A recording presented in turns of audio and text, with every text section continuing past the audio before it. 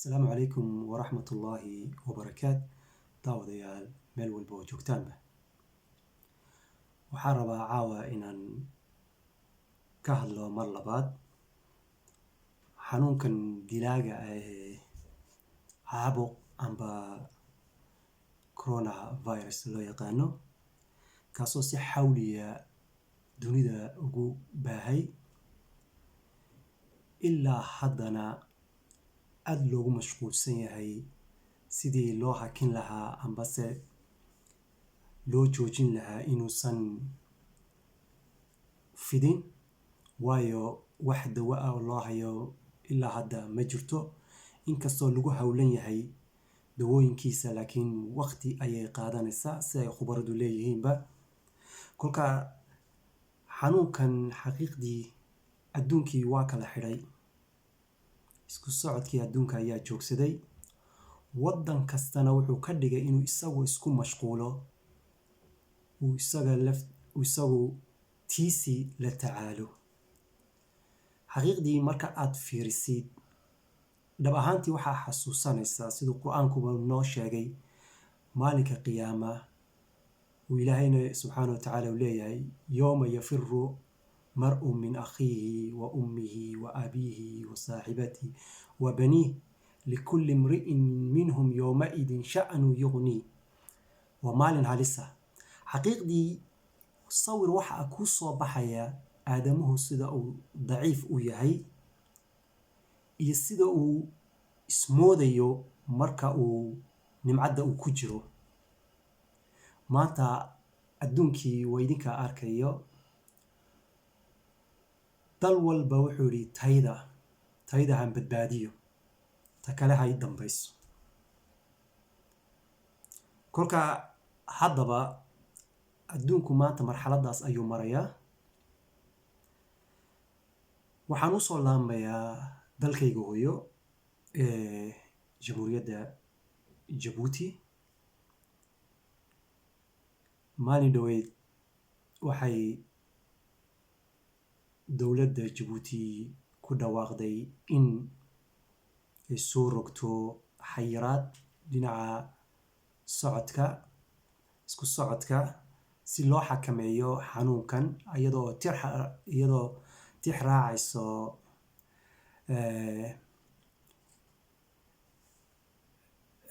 talooyinkii ka soo baxay WHO-ga amba hay-addan caafimaadka ee adduunka. taas waxay keentay in dowladdu ay fasaxdo shaqaalahoogii intii muhiimka mooyaane, asaasiyaadka mooyaane, inta kale ay ku qasabto inay guryahooga joogaan.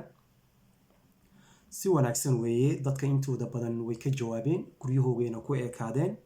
waana wax wanaagsan weeye, waayo nin walba waa arkaya dhibaatada hadda taagan. waddada quraata ee lagu xakameyn karana inay tahay inay dadku self isolation ay sameeyaan, ay guryahooga joogaan si loo hakiyo fiditaankiisa. haddaba waxa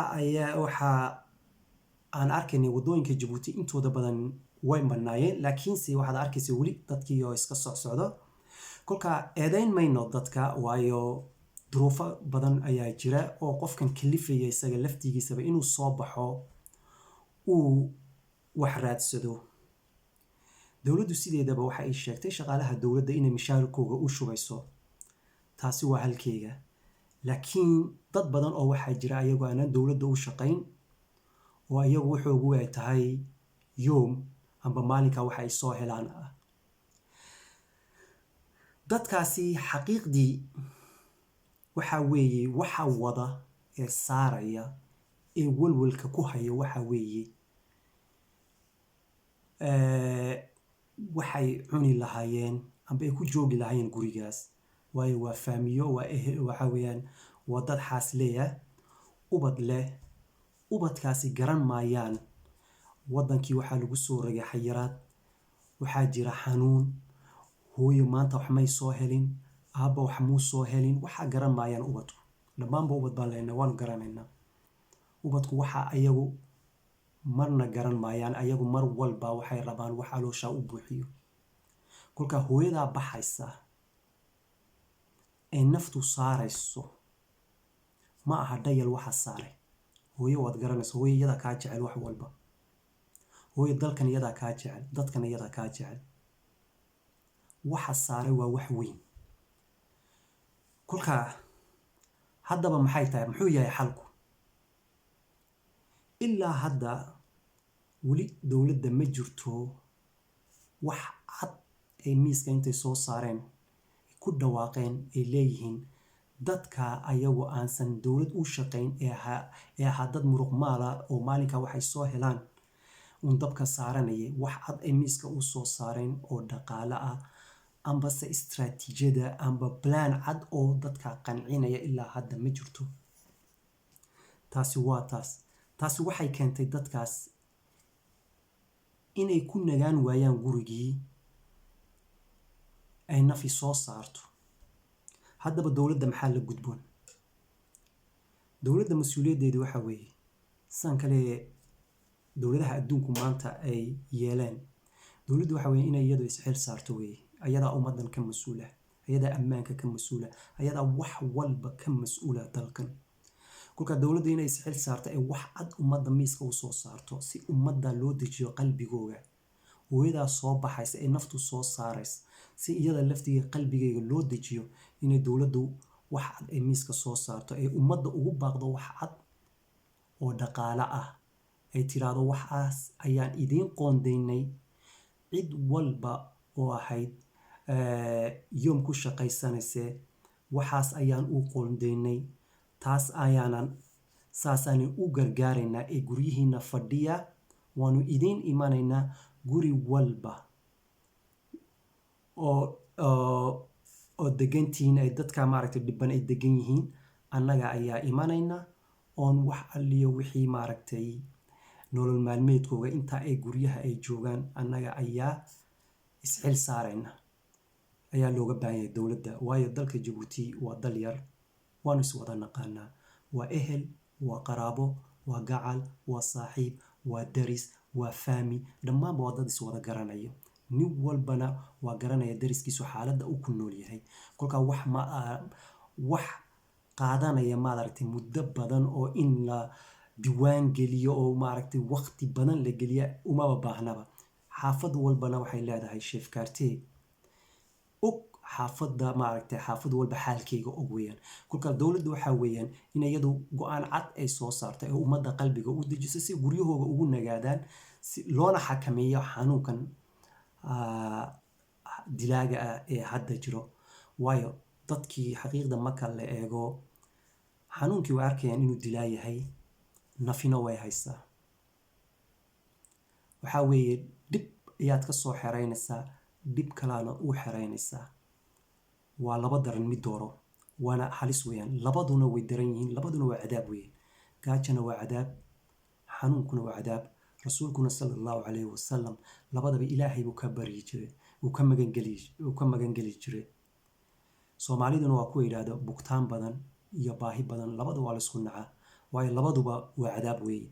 kolkaa dowladdu waxaa weeye sideedaba waxaanu ka codsanaynaa in ay mas-uuliyaddeeda iyaduna ka soo baxdo waajibaadkayga ah ummaddaana ee wax cad miiska u soo saarto si ummaddu iyaga laftigooga ay ugu nagaadaan guryahooga si xanuunkan loo xakameeyo. taasi waa taas oo waa dadkii reer Jabuuti ee ahaa iyagu yoomka ku shaqaysanaya in dowladdu iyagu wax cad ay u qoondayso si guryahooga ugu nagaadaan. waxaa kale oo jira haddana dad kaloo iyagu ajaaniba oo waddankii nala degan oo soo qaxay oo iyaguna dhiban. dadkaasina waa bani aadan in la gacan qabtay rabaan. kolkaa dadka laftigooga waxaa weeye ayagana si magaaladii looga xereeyo in meelo loo sameeyo oo la geeyo oo dadka meelaha lagu ogaado oo wixii la tari karo meelaha lagu taro. intii ay magaalooyinka iyaguba naf baa wada, waa dad maaragtay ubad bay leeyihiin, waa dad nafiya wado. ayaga laftigooga waxaa weeye in magaaladii si looga xereeyo meelo loo sameeyo xerooyin, halkaas lagu dhaqaaleeyo in muddadaa loogu talagalay in xanuunka la xakameeyo ayagana halkaa lagu dhaqaaleeyo. taas waxaa imanaysa in haddeeto dadkii ayagoo qalbigoogu degan yahay oosan ka walwalayn maaragtay hunguri. waayo hungurigu waa waxa qofka bini aadanka dhibaya, meel walba jar walba ka ridaya, waa hunguri weeye. kolka ayagoona ka walwalayn nolol maalmeedkaasi, nin walba uu gurigiisa ugu nagaado. saana dowladda waxaa ka dhaadhacaya culays badan, waayo maanta askartii meel walba ayay daadsan yihiin, dadkiibay leeyihin noqda oo noqda oo noqda. dadka qaarkoodna xaqiiqdii marka la eego naf baa wada. kolka culayska ayaa daadegaya marka ay dowladdu wax cad ummadii usoo bandhigto, ay maaragta u qoondayso.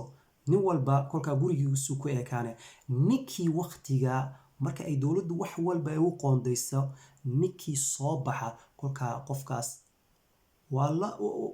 dowladda waa loo garaabi karaa tallaabada ay ka qaado, waayo waxaa la leeyahay wax alliya waxay rabeen way siiyeen, laakiin wuxuu u soo baxo waa khalad weey. kolkaa taasna meeshana garaawsho ayaa ka iman karaa, dowladda laftigeega loo garaabo ficilka ay samaynayso. taasi waa taas. kolkaa taa waxay keenaysaa in ummaddii la xakameeyo, dadkii guryahooga ay ku ekaadaan, dowladdiina ay u fududaato hawsha ay wadaan, ay rabaan inay ku xakameeyaan xanuunkan dilaaga ah ee sida xawliga ugu fidayo maaragtay dunida. dalkeennu gobollo badan ayuu ka kooban yahay. kolkaa gobol kasta isaga laftigiisa waxaa laga rabaa inuu istaraatiijiyada uu raaco. dadkaa dhiban ayaga laftigooda dowladdu wax u qoondaysay, nin walba sidii aan soo sheegay istaraatiijiyada uu raaco, dadkiina saa ay guryahooga ay ku joogaan, ayaga laftigooguna ay maqlaan dowladda amarka dowladooda ka soo baxday si xanuunkan loo xakameeyo. waxaa taa soo raacaya isku socodkii gobolada.